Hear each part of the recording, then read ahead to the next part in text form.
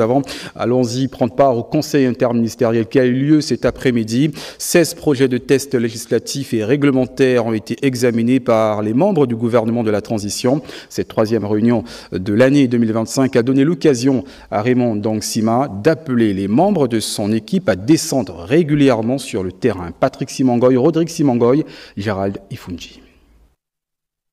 Ce troisième conseil interministériel de l'année 2025, présidé par le numéro 2 de l'exécutif de transition, Raymond Ndongsima, a permis d'examiner 16 projets de textes législatifs et réglementaires, dont 8 projets de décret portant entre autres ouverture et clôture de la campagne électorale pour l'élection du président de la République du 12 avril 2025 et le décret fixant les modalités de bulletin de vote pour l'élection précitée. Autres décrets examinés, ceux fixant le contenu, la forme des comptes de campagne électorale, la date limite et les modalités de dépôt des déclarations de candidature pour l'élection du président de la République du 12 avril prochain. Les 6 projets d'ordonnance examinés visaient la création, l'attribution et l'organisation de l'Institut de formation des professeurs d'école et l'organisation cette fois de l'Institut de formation à l'enseignement technique et professionnel en République gabonaise. Aussi, les ordonnances relatives à la création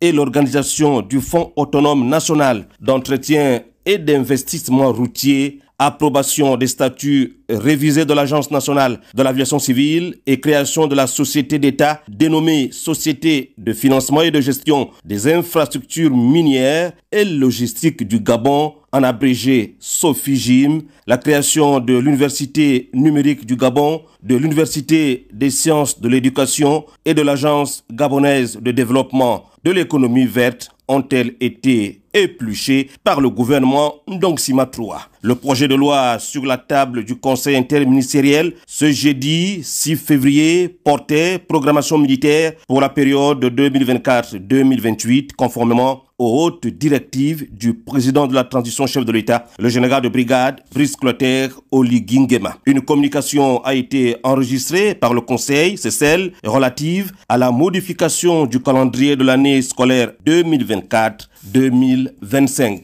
Et le Premier ministre Raymond Ndongsima a profité de cette réunion interministérielle pour appeler ses ministres à s'impliquer dans les activités sociales et politiques en étant régulièrement sur le terrain.